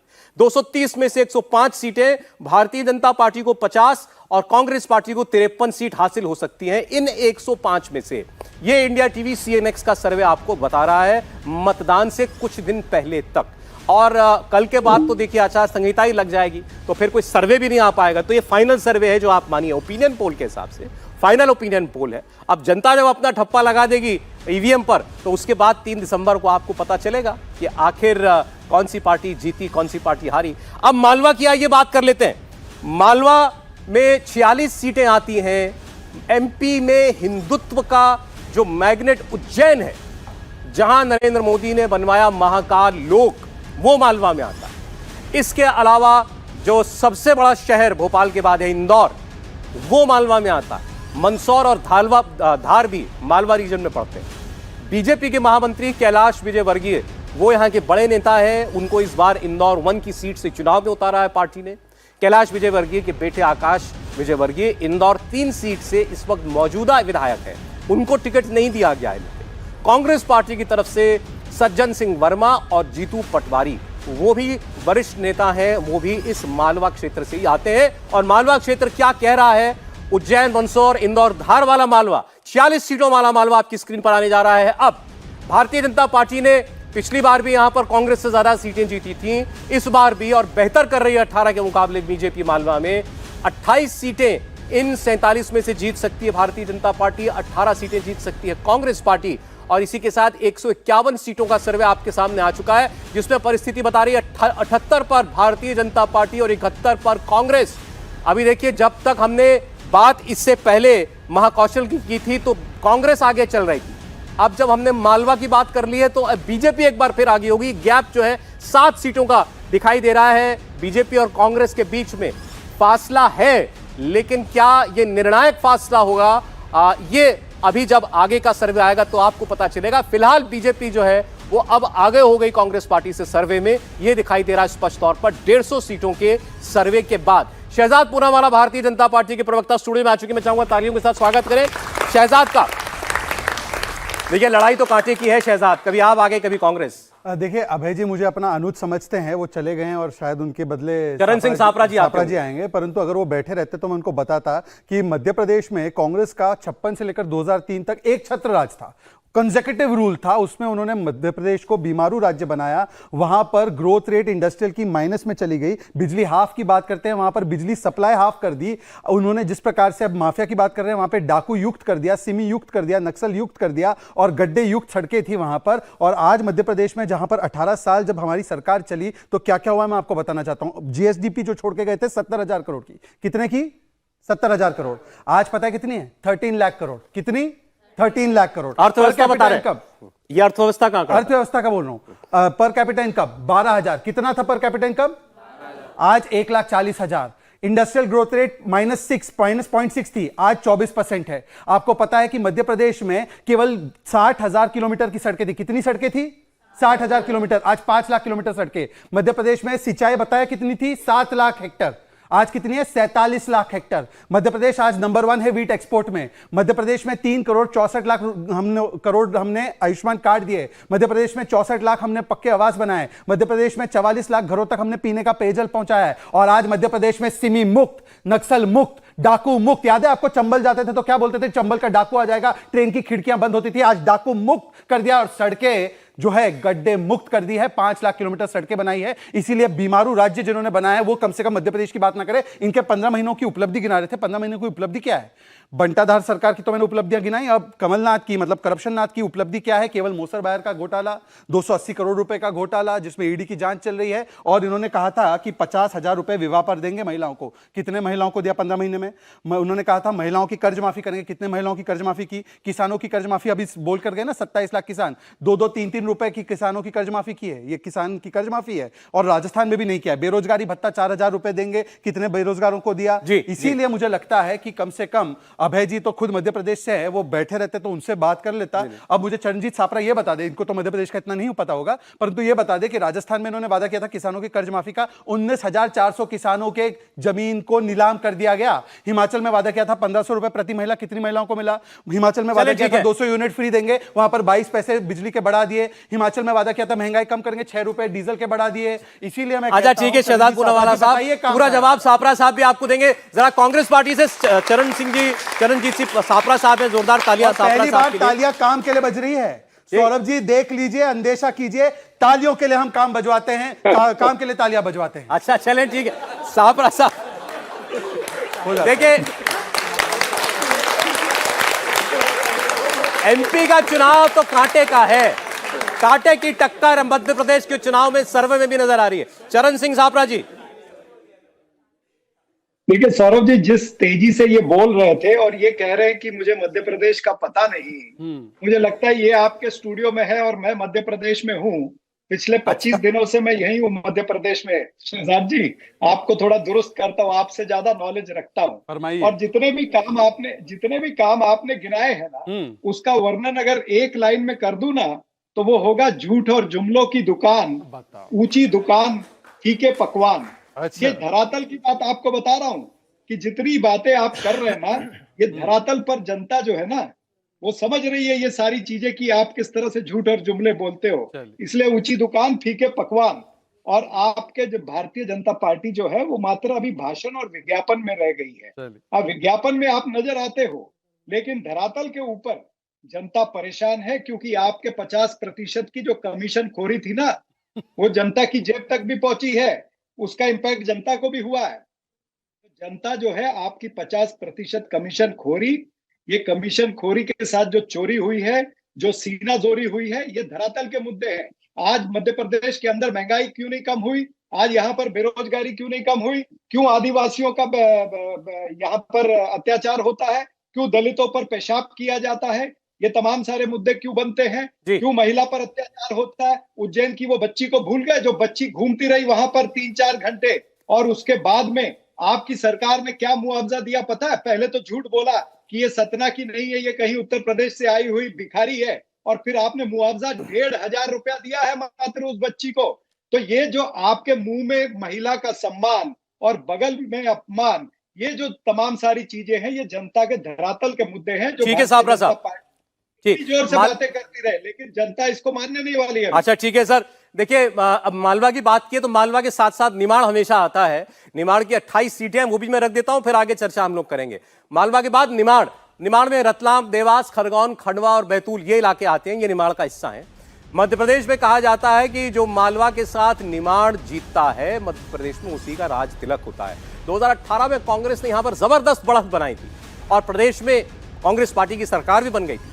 कांग्रेस के लिए अरुण यादव, कांतिलाल भूरिया निमाड़ के बड़े नेता हैं। शिवराज सिंह चौहान सरकार के वन मंत्री कुंवर विजय शाह इसी इलाके से आते हैं। तो 28 सीटों वाला निमाड़ क्या कह रहा है वो आपके सामने हम रख देते हैं। निमाड़ की 28 सीटों का सर्वे आपकी स्क्रीन पर आ चुका है। कांग्रेस पार्टी यहां पर आगे दिखाई दे रही है, 15 सीटें कांग्रेस पार्टी को मिलती हुई दिखती है, 12 पर भारतीय जनता पार्टी और 1 सीट जो है वो अन्य के खाते में जाती हुई हमें दिखाई दे रही है। इसी के साथ 179 सीटों का सर्वे आ चुका है, 179। और आप देखिएगा बीजेपी और कांग्रेस कहां खड़े हैं, 4 सीटों के अंतर पर मात्र भारतीय जनता पार्टी 90, 86 पर कांग्रेस पार्टी जीत सकती है। यह अभी तक का ओपिनियन पोल निमाड़ की बात करने के बाद आपके सामने है 179 सीटों का सर्वे। मालवा निमाड़ की बात, हर्षवर्धन जी, मालवा बीजेपी के साथ दिख रहा है, निमाड़ कांग्रेस के साथ दिख रहा है। देखिए मालवा निमाड़, जैसा कि आपने कहा कि यहाँ अगर जीत हासिल हो गई तो फिर एमपी फतह। और पिछली बार जो भारतीय जनता पार्टी का संकट भी बढ़ा, वो 2 एक तरह से कहें मालवा निमाड़ और ग्वालियर चंबल था। तो ग्वालियर चंबल तो ज्योतिरादित्य जी लेकर आ गए, उसने मुश्किल कर दी। लेकिन यहां को लेकर मुझे थोड़ा सा लगता है कि मालवा में भारतीय जनता पार्टी अच्छी बढ़त ले सकती है और निमाड़ में भी उसको बेहतर दिखना चाहिए था। निमाड़ में अभी यहां कांग्रेस आगे दिख रही है, और अगर ये आगे दिख रही है तो इसका मतलब कि जो काम निमाड़ में सीट बंटवारे के तौर पर किया था वो काम नहीं किया है। दूसरा, निमाड़ क्षेत्र मध्य प्रदेश का सबसे अधिक आदिवासी बहुल इलाका है। मध्य प्रदेश में और पूरे देश में नरेंद्र मोदी ने आदिवासियों को टारगेट करके बहुत सी योजनाएं शुरू की, बहुत से ऐसे ऐलान किए जिसको लेकर वो मानते थे कि हमें वो आसानी हो जाएगी। और मध्य प्रदेश में ये वो इलाका है जहां सेल्फ हेल्प ग्रुप के तौर पर ये चाहे मध्य प्रदेश की शिवराज चौहान की सरकार हो या नरेंद्र मोदी की सरकार हो, उन्होंने बहुत रीच आउट करने की कोशिश की है आधी आबादी को गांवों तक। तो मुझे लग रहा था कि यहां भाजपा शायद थोड़ा बेहतर करेगी, लेकिन अगर कमजोर है तो इसका मतलब अभी उसकी मुश्किल बनी हुई है। एक बार ये क्षेत्र जरा और समझ लेते हैं भावेश से। देखिए, जैसे कि हर्षवर्धन जी ने कहा कि इन दोनों क्षेत्रों में आदिवासी वोट एक महत्वपूर्ण स्थान रखते हैं। कांग्रेस का आप टिकट सिलेक्शन देखिए, 48 उन्होंने आदिवासी कैंडिडेट को दिया है। लेकिन कांग्रेस अदर रीजन में क्यों चूक रही है, जो हमें अभी तक जिसने हमने देखा है। देखिए, अब कांग्रेस भले ही ओबीसी की बात करते ओबीसी, लेकिन कांग्रेस का जो आप टिकट डिस्ट्रीब्यूशन देखिए, उन्होंने अभी तक से 59 ओबीसी कैंडिडेट को दिया और 86 जनरल कैटेगरी को। आप जब ओबीसी की बात करेंगे तो उसको 50% ओबीसी को कैंडिडेट भी देना चाहिए, तब वो जाके वो वहां पे प्ले करती। लेकिन वही बीजेपी जो कि 69 ओबीसी को दिया और लगभग बराबर, जितना कांग्रेस और बीजेपी का बराबर लगभग जनरल कैंडिडेट का वोट रहा है। तो बीजेपी जहां पे, क्योंकि यहां पे इन्होंने देखे मध्य प्रदेश से आप कह रहे हैं ओबीसी को दोनों गंभीरता से ले रहे हैं, लेकिन जहां ट्राइबल वोटर की बात, ट्राइबल सीटों की बात आती है, वहां कांग्रेस ने ज्यादा उम्मीदवार उतारे। देखिए, पहले एक चीज महत्वपूर्ण है मध्य प्रदेश के संदर्भ में, वो समझना होगा। पूरे ओवरऑल यदि पूरे देश में आप जाएंगे तो अभी भी लगभग 50% लोग अपने कास्ट के लोगों को वोट करते हैं, लेकिन वहीं मध्य प्रदेश में सबसे ज्यादा आंकड़ा है। पूरे देश में लगभग 65% लोग ऐसे हैं जो अपने कास्ट के लोगों को वोट करते हैं। क्योंकि बीजेपी यहाँ पे आदिवासी को उतना बड़े तादाद में टिकट नहीं दे पाई, इसलिए शायद कांग्रेस यहाँ पे बहुत अच्छा परफॉर्म करती हुई दिख रही है। अरे एक सवाल मेरे पास है, मैं क्योंकि अब शहजाद आपके पास आऊं, सुन लीजिए, इंपॉर्टेंट है ये, इसका जवाब। हम सब बात देखते हैं कैंपेन में, जो है प्रचार में, दोनों ही पार्टियां बताती हैं कि इनके अंदर झगड़ा है, इनके अंदर आग लगी हुई है। अभी कांग्रेस में कपड़ा फाड़ने वाली बात आ गई, उनके कपड़े फाड़ो। कभी यहां कहा जाता है देखिए शिवराज जी को डाउन कर दिया है, तोमर जी को ले आए, प्रहलाद पटेल जी को ले आए हैं। तो जनता से हमने पूछा किस पार्टी के अंदर ज्यादा झगड़ा है आपको लगता है? सीधा सवाल था, जवाब बड़ा सीधा आया। जवाब आपकी स्क्रीन पर रख रहा हूं मैं, ये जनता का जवाब है, मेरा नहीं। देखिएगा किस पार्टी के अंदर ज्यादा झगड़ा है। पब्लिक को क्या लगता है? 53% लोग मानते हैं बीजेपी के अंदर ज्यादा झगड़ा है, 37% लोगों ने कांग्रेस पार्टी का नाम यहां पर लिया है। ये जनता की राय है। शहजाद जी, देखिए, ऐसा है कि हमने तो देखा है कि राजस्थान से लेकर मध्य प्रदेश तक और बाकी सारे राज्यों में कांग्रेस पार्टी के तो कपड़े कहीं फट रहे हैं, कपड़े फाड़ रहे हैं। मैं आपसे पूछना चाहता हूं, राजा मंदवानी का विरोध कहां पे हुआ? इंदौर 4 की सीट पे। उज्जैन में विरोध हुआ, सागर में विरोध हुआ, टीकमगढ़ में विरोध हुआ। इन्होंने कैंडिडेट दिया है शिवराज जी के खिलाफ, विक्रम मत्साल, इसका विरोध हो गया। ग्वालियर में केदार कंसाना का इस्तीफा हो गया। पीसी शर्मा बनाम कमलनाथ जी स्टेज पर हो गया, और कमलनाथ जी बनाम दिग्विजय सिंह जी तो आपको पता ही है, जग जाहिर है कितना बड़ा है। ये मुझे 5 गिनवा दे, 5 काम तो नहीं गिनवा पाए। अच्छा, दूसरी बात, उन्होंने भ्रष्टाचार की एक वाक्य केवल दे दीजिए भ्रष्टाचार पर। इन्होंने कहा 50% कमीशन का आरोप लगा, वो बिल्कुल बेबुनियाद आरोप था। वो ना लेटर मिला, ना लेटर लिखने वाला मिला, ना लेटर का एड्रेस मिला, परंतु प्रियंका वाड्रा ने यह तस्दीक की है कि हमारी सरकार में कोई करप्शन नहीं हुआ। मैं आपको सुनाता हूं। जिस तरह से घोटाले पे घोटाला होता जा रहा है, जिसकी बड़ी लंबी लिस्ट है यहाँ मेरे पास, निकालते हूँ, निकाल रही है, इतनी लंबी है कि इतने सारे याद भी नहीं रह पाते, नहीं याद रहते जी।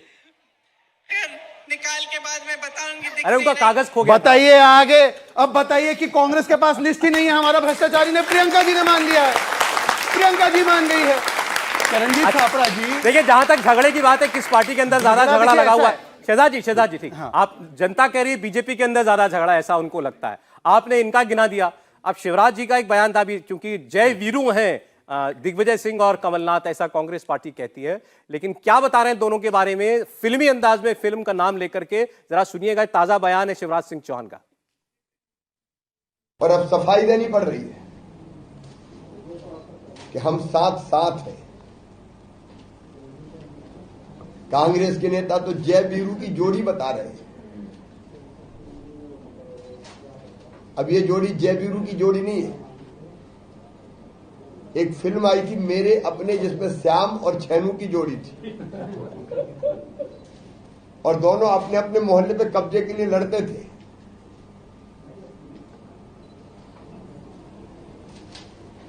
मित्रों, ये बिखरी हुई कांग्रेस कभी प्रदेश का भला नहीं कर सकती। देखिए, आप लोग यहाँ जो ऑडियंस बैठी है हमारे साथ, आप लोग तो बड़े युवा हैं। पता नहीं आपने पिक्चर देखी है, नहीं देखी, नाम सुना है कि नहीं। मेरे अपने 70 के दशक में आई थी। मीना कुमारी का नाम सुना है? वो इस फिल्म में थी। इनके अलावा शत्रुघ्न सिन्हा, शत्रुघ्न सिन्हा का एक डायलॉग बड़ा मशहूर हुआ था, शाम आए तो कह देना छेनू आया था, ठीक है। और दूसरी ओर तो विनोद खन्ना की पहली पिक्चर थी है, बाद में विनोद खन्ना जी बीजेपी में आ गए, मंत्री भी रहे, नेता बन गए, अलग बात है। सारा इसमें केवल एक वाक्य जोड़ सकता सिन्हा हूं। भी मंत्री रहे, शत्रुघ्न सिन्हा भी मंत्री बन गए, दोनों भाजपा के मंत्री बन गए थे। शत्रुघ्न केवल सिन्हा एक दूसरी ओर वाक्य है। इसमें जोड़ छापरा देता हूं। साहब एक वाक्य केवल, ये अपने अपने इलाके के लिए नहीं, अपने अपने परिवार के लिए, क्योंकि वहां पर नकुलनाथ है और यहाँ पर जयवर्धन सिंह है कि कौन किसका भविष्य छापरा आगे साहब। बढ़ाना है, इसकी लड़ाई चल रही है। और इसलिए ये जवाब पूरी सापरा लिस्ट साहब का, परिवारवाद की लिस्ट फिर संजीव जी के पास। सापरा साहब, देखिए, मैं आपके दर्शकों को कहना चाहूंगा कि भाई मैं बाहर बैठा हूँ, ये सभी स्टूडियो में है, तो जरा मेरे पर भी ध्यान दीजिएगा, मेरी तरफ भी मुझे भी समय दीजिएगा। देखिए, इन्होंने बहुत सारी बातें गिराई, बहुत सारे इन्होंने जहां पर हमारे लोगों की नाराजगी है वो बताने का प्रयास इन्होंने किया। इन्होंने राजा मांधवानी का नाम लिया, इन्होंने तो पढ़ के बताया ना, मैं बिना पढ़े बता रहा हूं आपको कि राजा मांधवानी के सामने एक बाम नाम का व्यक्ति था जिसकी नाराजगी की ये बात करते हैं, वो दूसरे दिन से राजा मांधवानी के साथ में प्रचार कर रहा है। तो आप ये आधी बातें जो है वो इंडिया टीवी पर या इनके दर्शकों को मत बताइए। जहां तक जय वीरू की बात है, मैं आपको बताऊं कि जो मुख्यमंत्री शिवराज चौहान ये इतनी सारी बातें कर रहे, श्याम और छेनू की बातें कर रहे, ये बेचारे खुद हताश व्यक्ति हैं, इनके ऊपर तो इनका नेतृत्व ही नहीं विश्वास कर रहा। 7 सांसद इन्होंने भेज दिए हैं और 4 केंद्रीय मंत्री भेज दिए हैं, यानी शिवराज का चेहरा ही गायब कर दिया है। तो नरेंद्र मोदी ने ठाना है कि शिवराज को निपटाना है। ये दरअसल बात है यहाँ पर धरातल पर, जो इनको नहीं पता है। बात ये शिवराज चौहान जो श्याम और छेनू की बात करते, तो मुझे याद आया कि शोले फिल्म के अंदर एक असरानी भी थे। इनकी हालत असरानी के जैसी है, इनके साथ कोई नहीं है, यानी आधे इधर बाकी मेरे पीछे, और पीछे कोई है ही नहीं। ये वस्तु स्थिति है। देखिए, जब नरेंद्र सिंह तोमर लड़ रहे हैं, जब यहाँ पर प्रहलाद जी लड़ रहे हैं, कैलाश विजयवर्गीय लड़ रहे हैं, खुद तो इन्होंने 5-5, 6-6 मुख्यमंत्री के चेहरे दे दिए। तो बेचारे शिवराज का काम क्या है? जनता क्या बोल रही है पता है? ये शिवराज नहीं ठगराज है। शिवराज का नामकरण हो गया, ये पूना वाला को पता होना चाहिए, ठगराज नाम हो गया उनका, क्योंकि ऐसा कोई कहते ना कमलनाथ को, जिसे शिवराज ने ठगा नहीं। देखिए, अब मैं अभी जवाब देता हूं। एक छोटा जवाब दीजिएगा, मैं फिर संजीव जी के पास जाऊंगा। देखिए, पहले तो इनको पता होना चाहिए कि मध्य प्रदेश में हो या राजस्थान में हो, एक कांग्रेस नहीं, अलग अलग कांग्रेस। मध्य प्रदेश में पता है दिग्विजय कांग्रेस, एक है कमलनाथ कांग्रेस और तीसरी है पारिवारिक कांग्रेस। इनसे पूछे एक बार कि ये जो बातें कर रहे हैं अभी राजस्थान में इनके मुख्यमंत्री सिटिंग है, वहां पर अशोक गहलोत को डिक्लेयर नहीं किया, तो क्या उन्होंने अशोक गहलोत का अपमान किया है? छत्तीसगढ़ में सरकार है, वहां पर छत्तीसगढ़ के मुख्यमंत्री को डिक्लेयर नहीं किया, वहां पे क्या अपमान किया है? हमने एक स्ट्रैटेजी रखी है सारे चुनाव में कि हम सामूहिक नेतृत्व में लड़ेंगे, चाहे हमारी सरकार हो या ना हो। परंतु यहां पर जहां 2 जगह सरकार है वहां पर मुख्यमंत्री का चेहरा नहीं है, और जहां सरकार नहीं है वहां पर कमलनाथ जी को रखा है। और मुझे लगता है कि इस प्रकार से मैं इसका उत्तर देना चाहूंगा। अरे सर, आप एक दूसरे में जवाब देंगे। संजीव जी की बारी मारी जा रही है, एक बार आ जाऊंगा सर। अच्छा चलिए, 10 सेकंड आप भी लीजिए। Sanjeev ji please, I am very sorry, मैं आ रहा हूं इनके बाद। देखो इन्होंने ये इतने सारे उदाहरण दे रहे हैं, लेकिन ये नहीं बता रहे कि नरेंद्र मोदी यहाँ पर 4 मर्तबा आ चुके हैं मध्य प्रदेश के अंदर। ना उन्होंने शिवराज का नाम लिया, ना शिवराज के काम का जिक्र किया, लेकिन कांग्रेस के नेता राहुल गांधी जी, मल्लिकार्जुन खड़गे या प्रियंका जी जाती हैं तो वो भूपेश इसका भी बघेल एक का वाक्य में नाम जवाब लेती हैं। आप संजीव जी की बारी लेती है। चलिए ठीक, संजीव जी चलिए, आप दोनों के बीच में पंच बन जाइए। आप हमको बताइए, वो कह रहे हैं शिवराज सिंह चौहान जो है 17 साल के सीएम, उनका नाम क्यों नहीं लेते मोदी जी को? आप बीजेपी ये कह रही है जहां आपका चीफ मिनिस्टर है, आपने उसको चेहरा नहीं बनाया छत्तीसगढ़ में और राजस्थान में।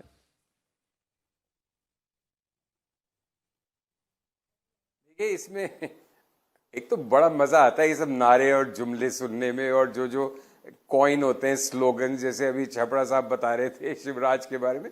ये सब भारतीय चुनावों का एक जो उत्सव है, आनंद है, उसके अंदर इस तरह कभी कभी थोड़ा बिलो द बेल्ट भी होते हैं, लेकिन उनको उसी संदर्भ में लेना चाहिए कि एक कैसे जबान पर चढ़े लोगों के उस तरह के जुमले। देखिए, इस केस में थोड़ा फर्क है, मैं शहजाद से डिसएग्री होता हूँ। ये सही बात है कि कांग्रेस ज्यादातर चीफ मिनिस्टर्स का कभी भी उसने घोषणा नहीं की है, 2018 में भी नहीं की थी कौन उनका मुख्यमंत्री का चेहरा है। उसकी वजह से कितनी सर फुटबॉल भी हुई राजस्थान में, उसके बाद जो अभी तक चल रही है 18 से लेकर 23 तक चली, तो उसके नतीजे होते हैं। लेकिन बीजेपी ने क्लियर कट डिक्लेयर किए थे अपने नाम, चाहे राजस्थान में वसुंधरा को, चाहे शिवराज 2018 में उनका चेहरा थे, मुझे ध्यान नहीं घोषणा हुई थी कि नहीं। तो कांग्रेस का हमेशा से एक सेट डायलॉग रहा है या सेट स्टैंड रहा है कि भाई विधायक नेता चुनेंगे। विधायक दल की बैठक होती है, ज्यादातर वो कांग्रेस आला कमान पे छोड़ देते हैं। हालांकि उस पर भी काफी हद तक पानी फिरा राजस्थान में पिछले साल सितंबर में, उस प्रक्रिया में भी। लेकिन फर्क है, जैसे छापरा साहब कह रहे हैं कि कम से कम बहुत उन्मुख भाव से नाम लेके प्रशंसा की जाती है, जी चाहे सर, जी। अंदर मन का भाव कुछ भी हो। बट जिस तरह से शिवराज को किनारे पे रखा गया है और जिस तरह से रमन सिंह को एन मौके पे लाया गया और वसुंधरा को एडजस्टमेंट अब धीरे धीरे उनका हो रहा है राजस्थान में, वो बीजेपी की एक इस लेवल पे कि मुख्यमंत्री का चेहरा कौन है उस पे उनका, मोदी जी अपने नाम पे भी नहीं लड़ रहे इस बार। वो कह रहे हैं कि कमल के फूल को समझिए, क्योंकि खुद डिफेंसिव पे एक दो स्टेट आप कह रहे हैं बीजेपी डिफेंसिव पे ज्यादा है, चाहे शिवराज सिंह चौहान हो, वसुंधरा हो, इसका बहुत जल्दी साइड रखने का फैसला जल्दी क्लियर दिखाई दे रहा है। 20 सेकंड ले हर्षवर्धन जी को 20 सेकंड हर्षवर्धन जी दे रहे 20 सेकंड दे रहे मुझे। देखिए मैं आप खुद ही दे दिया उनके लिए ऐसा है, खुद ही तय कर दीजिए। सुनिए ऐसा है, पहले तो संजीव जी मुझसे उम्र में अनुभव में दोनों ज्यादा है। उनको याद होगा असम के मुख्यमंत्री का तरुण गोगोई का घोषणा करके चुनाव लड़ा था कांग्रेस ने, तो ऐसा नहीं कि वो नहीं करते। दूसरी बात, यहां पर जहां मुख्यमंत्री नहीं है वहां पर तो घोषणा कर दी और अशोक गहलोत का नहीं किया। ये कहते कि मोदी जी गए 4 बार गए, नाम नहीं लिया। नाम नहीं लिया मोदी जी ने नाम नहीं लिया, शिवराज के काम गिनवाए, क्योंकि शिवराज नहीं ये रामराज है, इसीलिए काम गिनवाते हैं हम लोग। और दूसरी बात मैं आपसे पूछना चाहता हूं, आप तो वहां पहुंच गए जब पार्टी में नहीं पहुंची आपकी। सुनिए ना राहुल, एक सेकंड अरे प्लीज एक सेकंड। राहुल जी तो अशोक गहलोत जी के यहां जा भी नहीं रहे हैं, उल्टा इलेक्शन कमीशन के मीटिंग के दौरान उन दोनों के आपसी झगड़े हुए हैं, यह रिपोर्ट भी हो चुका है। तो बताइए राहुल जी तो अशोक गहलोत को मान भी नहीं रहे हैं, बताइए। बीजेपी कांग्रेस के जो मुख्यमंत्री हैं किसके गले की फांस बने हुए हैं दोनों पार्टियों के लिए? नहीं देखिए, बड़ा रोचक है, कोई भी आला कमान अपने क्षेत्रीय नेता को मन से मान नहीं रहा था, चाहे वो भारतीय जनता पार्टी हो चाहे कांग्रेस पार्टी हो। 2018 में ही भारतीय जनता पार्टी के शीर्ष नेतृत्व ने तय कर लिया था कि अब शिवराज चौहान से आगे बढ़ने का समय आ गया है। वो तो सरकार गिर गई, फिर से आए तो अब या तो ज्योतिरादित्य को बनाते हैं या शिवराज चौहान को। यही स्थिति राजस्थान में भी है और छत्तीसगढ़ तो खैर भाजपा का वहां कोई चेहरा अभी भी नहीं। लेकिन यहां एक बात मैं जरूर कहूंगा कि जो भारतीय जनता पार्टी ने, जिसको कह रहे हैं कि 5-7 सांसद मंत्री ले गए, वो उनकी ताकत बन गया है। और शिवराज सिंह चौहान और सारे नेता आज की तारीख में, जिसको हम कहते हैं कि बीजेपी में प्लस कर रहे हैं, और जो कांग्रेस पार्टी यूनाइटेड हाउस थी, कमलनाथ दिग्विजय एक दिख रहे थे, वो डिवाइडेड ऑर्डर में दिख रहे हैं। ये बहुत अच्छा नहीं है कांग्रेस पार्टी के। चलिए, चूंकि मध्य प्रदेश का हम सर्वे कर रहे हैं तो इस चेहरे का हमने भी प्रश्न पूछा था, तो ये भी जनता जो है उसका उत्तर देकर के स्पष्ट कर देगी कि सबसे बेहतर सीएम कौन। कमलनाथ भी मुख्यमंत्री रहे, शिवराज तो वहां लंबे समय से मुख्यमंत्री है, इसका जवाब और आपके सामने बघेलखंड हम रखेंगे। बघेलखंड बुंदेलखंड हम एक साथ आपको बताएंगे सीटें, उसके साथ मध्य प्रदेश का सर्वे फाइनल हो जाएगा पूरी 230 सीटों का। कौन बनने जा रहा है मुख्यमंत्री, किसकी बनेगी सरकार मध्य प्रदेश में, आखिरी आंकड़ा एक ब्रेक के बाद। स्वागत है, आप देख रहे हैं आपकी बार किसकी सरकार। आपके सामने रख रहे हैं इंडिया टीवी CNX का मध्य प्रदेश का फाइनल सर्वे। अभी तक 179 सीटों का सर्वे आपकी स्क्रीन पर आ चुका है। नतीजा आप देख रहे हैं, 90 पर कांग्रेस पहुंची हुई है, बीजेपी पहुंची है 86 पर कांग्रेस पार्टी। लेकिन अब अंतिम पड़ाव में जो आखिरी क्षेत्र बचा है, जो निर्णय करेगा सर्वे क्या बताता है किसकी सरकार बनती दिख रही है, वो है बघेलखंड और बुंदेलखंड। इन दोनों की मिली जुला जो सीटें हैं वो आपके सामने हम रखेंगे। ये मध्य प्रदेश के 2 बड़े भौगोलिक इलाके हैं। इन दोनों रीजन को आप मिला दीजिए तो लोकसभा की 8 और विधानसभा की 51 सीटें आती हैं। तो बड़ा क्षेत्र है, बड़ा रीजन है। बुंदेलखंड मतलब सागर, दमोह, टीकमगढ़ और खजुराहो की ये सीटें, ये जिले अलग आइडेंटिटी है इनकी। लेकिन यहां पर हम शहडोल, सतना, रीवा और सीधी के साथ पूरे रीजन के बारे में आपको एक साथ बताएंगे। जो दल 51 सीटों वाले इस क्षेत्र को जीतेगा, साफ है सरकार वही बनाने जा रहा है मध्य प्रदेश के अंदर। और बघेलखंड बुंदेलखंड की 51 सीटों का सर्वे आपकी स्क्रीन पर मैं रख रहा हूं। अब मेहमान हमारे साथ बने हुए हैं, उनके और आपके सामने ये सीटें आ रही हैं। बीजेपी 29 सीटें, कांग्रेस पार्टी 21 सीटें जीतती हुई हमें दिखाई दे रही है। बघेलखंड और बुंदेलखंड में बीजेपी यहां पर बाजी मारती हुई दिखाई दे रही है, यहां बेहतर प्रदर्शन बीजेपी करती दिख रही है। कांग्रेस पार्टी से 8 सीटों का फासला इस अंतिम इलाके के अंदर दिखाई दे रहा, और यह गैप डिसाइसिव, निर्णायक गैप साबित हो सकता है। हमारा ओपिनियन पोल कम से कम इस निष्कर्ष पर पहुंचा है। और इसी के साथ आप देखिए, पूरी 230 सीटों का सर्वे आपकी स्क्रीन पर आ चुका है।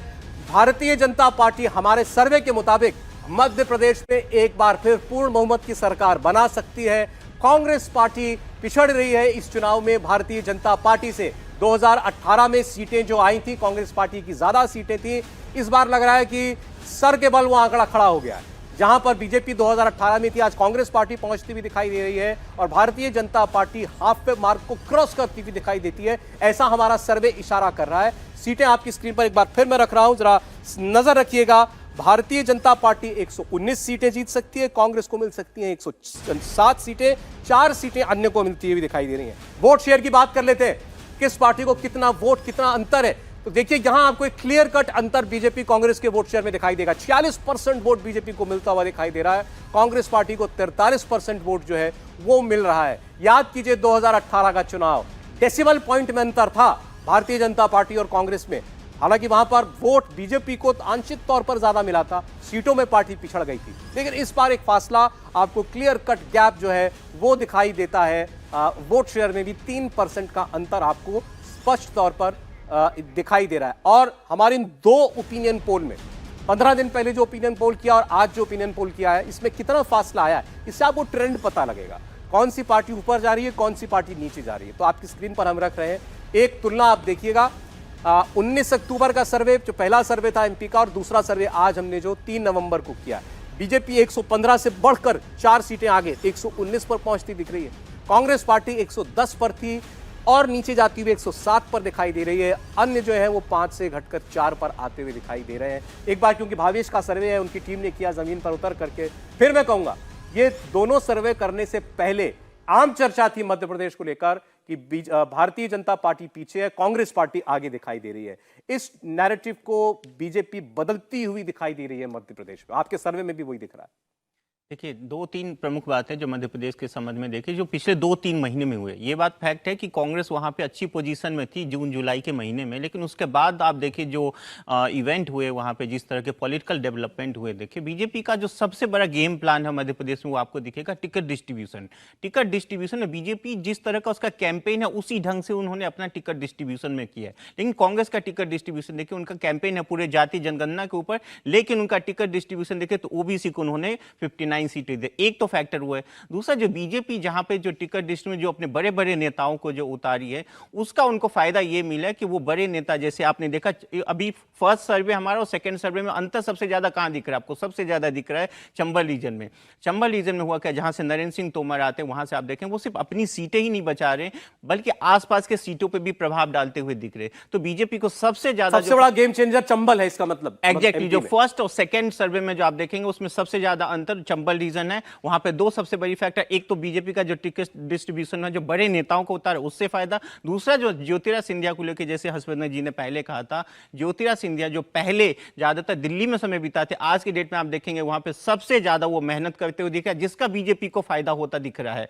एक दूसरी बात यह है कि देखिए अब जब कांग्रेस की देखेंगे, कांग्रेस का जैसे 15 महीने की सरकार थी, वो बहुत ज्यादा उसको हाईलाइट नहीं किया जाता। क्यों नहीं किया जाता? क्योंकि उसमें बहुत ज्यादा काम हुआ नहीं था। जिस तरह की घोषणाएं उसमें किया गया था उसको बहुत ज्यादा इंप्लीमेंट नहीं कर पाई थी कांग्रेस, जिसका खामियाजा कांग्रेस को उस 15 महीने का एंटी इनकम्बेंसी भी दिखना पड़ रहा है, जिसके वजह से आप देखेंगे बीजेपी टाइट फाइट है। मैं ये कह रहा हूं, अभी ये ओपिनियन पोल है, अभी 15 दिन और आपका एंटी इनकम्बेंसी कांग्रेस के साथ भी है, एग्जैक्टली है, कांग्रेस के साथ भी है, क्योंकि 114 सीटें कांग्रेस जीती थी, उनके विधायकों के खिलाफ भी एंटी इनकम्बेंसी है। दूसरे हम समय बचाए मेरे पास सब लोगों की राय, सब लोगों का ओपिनियन लेने के लिए।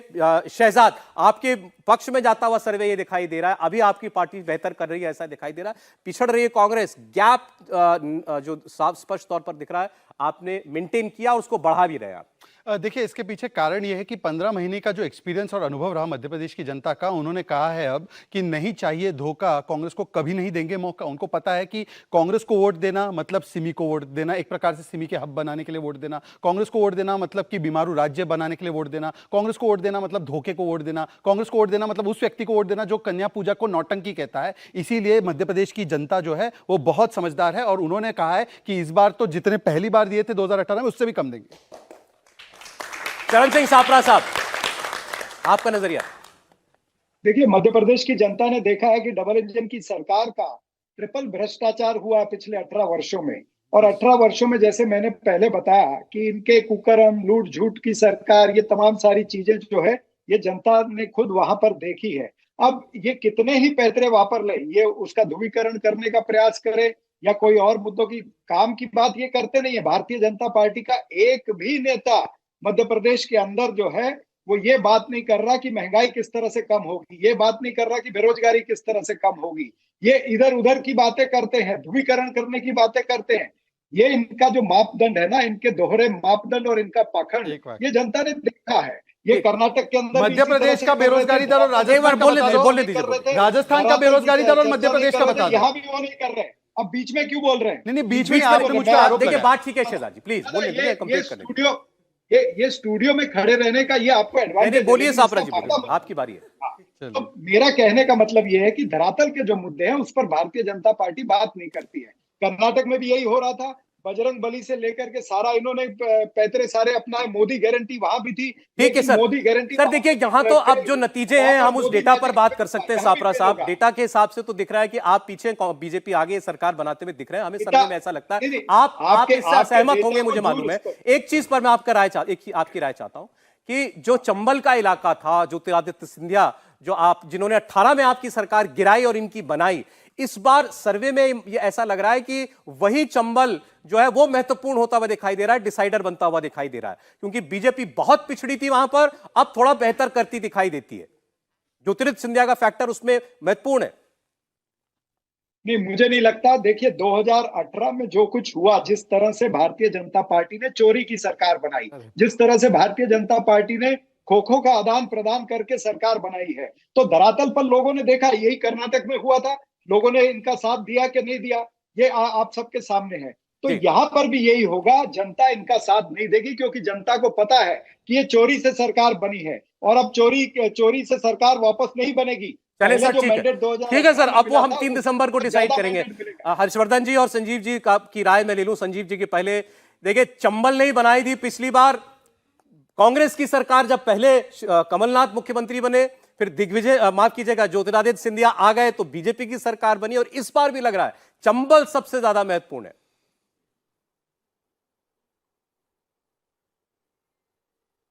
संजीव जी देखिए, मतलब चंबल और उसके साथ साथ पूरे एमपी की मैं लगातार ये मानता रहा हूं कि जो एक पब्लिक सेंटिमेंट है वो शिवराज सरकार या बीजेपी के खिलाफ है।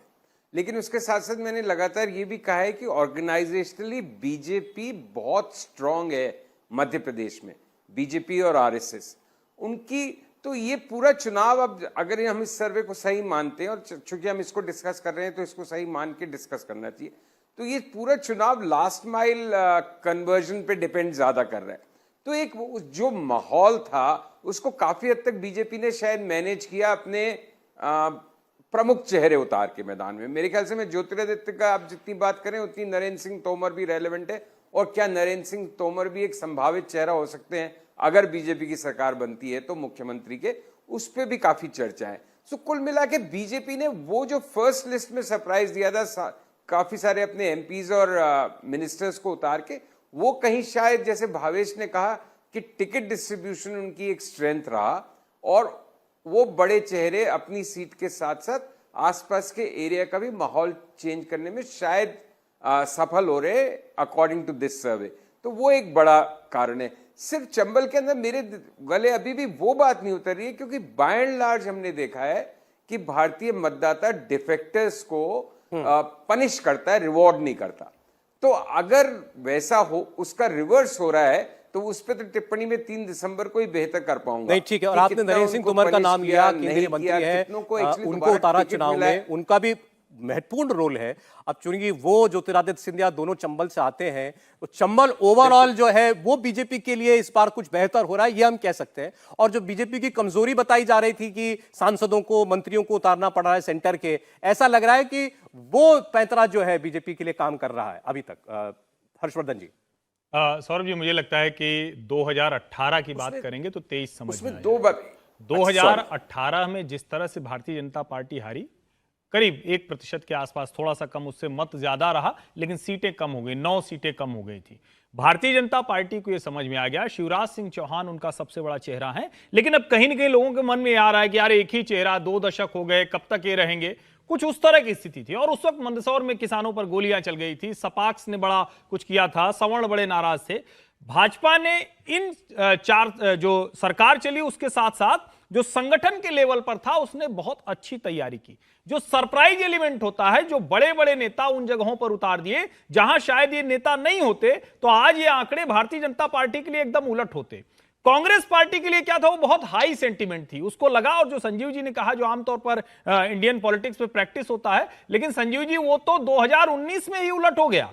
जो लोग ज्योतिरादित्य सिंधिया के साथ आए बहुतायत चुनाव जीत गए भाजपा के उस पर, यानी वो फॉर्मूला गलत हो गया। और अब मुझे लगता है जो ये सर्वे बता रहा है, अभी मेरा ये मानना है कि कांग्रेस पार्टी अब 100 के नीचे जा रही है, क्योंकि अब वो अपना ग्राउंड लूज कर रही है, जिसको कहते हैं ना कि जब आप मोमेंटम एक बार क्रिएट कर लेते हैं। भारतीय जनता पार्टी ने वो मोमेंटम टाइमली क्रिएट किया और कांग्रेस ने वहीं से वो मोमेंटम, जिसको कहते हैं कि लूज कर, जो सर्वे कह रहा है आपको 100 के नीचे, जो सर्वे कह रहा है आपकी ओपिनियन भी उसी के साथ लगभग वही ट्रेंड पकड़ जी।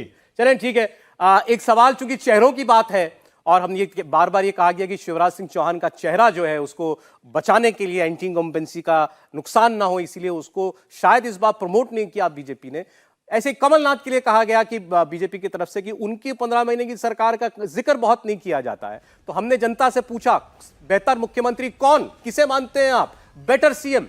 आपके सामने जवाब आ रहा है, देखिए 43% लोगों ने शिवराज सिंह चौहान का नाम लिया कि ये बेहतर मुख्यमंत्री हैं, औरों से 40% ने कमलनाथ का नाम लिया है। 11% लोग जो हैं वो, उनका मानना है कि ज्योतिरादित्य सिंधिया सबसे अच्छे मुख्यमंत्री साबित हो सकते हैं। दिग्विजय सिंह के लिए 1% लोगों ने नाम लिया। तो इससे ही साफ है कि कॉन्टेस्ट जो है, देखिए वो शिवराज सिंह चौहान और कमलनाथ के बीच में है, जिसमें बाजी मारते हुए शिवराज सिंह चौहान दिखाई देते हैं। अब अगर बीजेपी जीतती है तो क्या चेहरा जो है वो शिवराज जी होंगे, ये तो सबसे बड़ा प्रश्न है और इस पर आगे बात होती रहेगी। हमारे बहुत प्रश्न हुए, कुछ प्रश्न यहां पर हमारे साथ मौजूद युवा ऑडियंस के हैं, उनके बीच में ले जा रहा हूं आपको। जी, कौन और सवाल पूछेंगे? ये देखिए एक युवा लड़की सवाल पूछ रही है। किनसे सवाल है आपका? मेरा सर से था कि अरविंद केजरीवाल जो दिल्ली के सीएम हैं, उनकी जेल जाने की खबर आई है, तो क्या इस बात का असर मध्य प्रदेश के चुनाव में भी होगा? पहली बात तो ये कि अरविंद जी जेल नहीं गए, तो ये खबर जो आई है ये खबर ठीक नहीं है। अरविंद जी का सम्मन था, लेकिन शायद अरविंद जी जिस तरह से कह रहे हैं, उनकी पार्टी भी कह रही है और भाजपा भी कह रही है। मुझे लगता है कि ये सिर्फ और सिर्फ दिल्ली और पंजाब में अभी असर कर सकता है। पंजाब में ना तो चुनाव है, ना दिल्ली में चुनाव है। इन राज्यों में जहां अरविंद जी कह रहे हैं कि मैं जा रहा हूं और बड़ा असर पड़ेगा, वहां पर कोई ऐसा प्रभाव नहीं है, कहीं इतनी भी स्थिति नहीं है कि वो खेल बिगाड़ सकें, और अगर कुछ थोड़ा बहुत होगा तो भले कुछ वोट पा जाए। अरविंद केजरीवाल की पार्टी कोई फैक्टर नहीं है? नहीं, कोई फैक्टर। जी पूछिए। जी सर, मेरा नाम आदर्श प्रताप सिंह है और मैं दिल्ली विश्वविद्यालय की वाद विवाद समिति आरओ से हूँ। सर, मेरा सवाल जो है वो कांग्रेस और बीजेपी दोनों से है। सर, जो करप्शन है वो ना कि मध्य प्रदेश में बल्कि पूरे देश में जो है एक बहुत बड़ा मुद्दा है। तो सर, मैं जानना चाहूँगा कि जो किसी की भी सरकार बने, चाहे कांग्रेस या बीजेपी की, तो दोनों पार्टी बिना हवाई बातें करते हुए जो प्रैक्टिकल सॉल्यूशन है वो बताए कि क्या होगा, कि आपकी तरफ से क्या एक्शन लिया जाएगा। हवाई बातें तो सर कांग्रेस या बीजेपी करती हैं, लेकिन यहाँ पर आप हवाई बातें ना करें, जो प्रैक्टिकल सॉल्यूशन है वो बताएं। भ्रष्टाचार पर इसमें मैं अपनी तरफ से छोटा-छोटा जवाब दीजिएगा, छोटा-छोटा जवाब। मैं आपको एक प्रैक्टिकल चीज बताता हूं। इससे पहले हमारे देश में प्रधानमंत्री थे, बोलते थे 1 रुपया भेजता हूं 85 पैसे खा जाते हैं बिचौलिए। हमने डीबीटी और जैम ट्रिनिटी के माध्यम से ऐसी व्यवस्था बनाई कि आज जो लाभार्थी है उसके अकाउंट में सीधा पैसा जाता है। 25 लाख करोड़ मोदी जी ने प्रधानमंत्री होने के नाते भेजे गरीबों को, 25 लाख करोड़ पहुंचे और 2.5 लाख करोड़ इस देश का बचा, तो वो जैम ट्रिनिटी और डीबीटी की वजह से बचा। मतलब अगर कांग्रेस की सरकार होती तो 20 लाख करोड़ करप्शन में चले जाते। देखिए भ्रष्टाचार पर क्या किया बता रहे हैं बीजेपी वाले। कांग्रेस से सापरा साहब भी बता दें।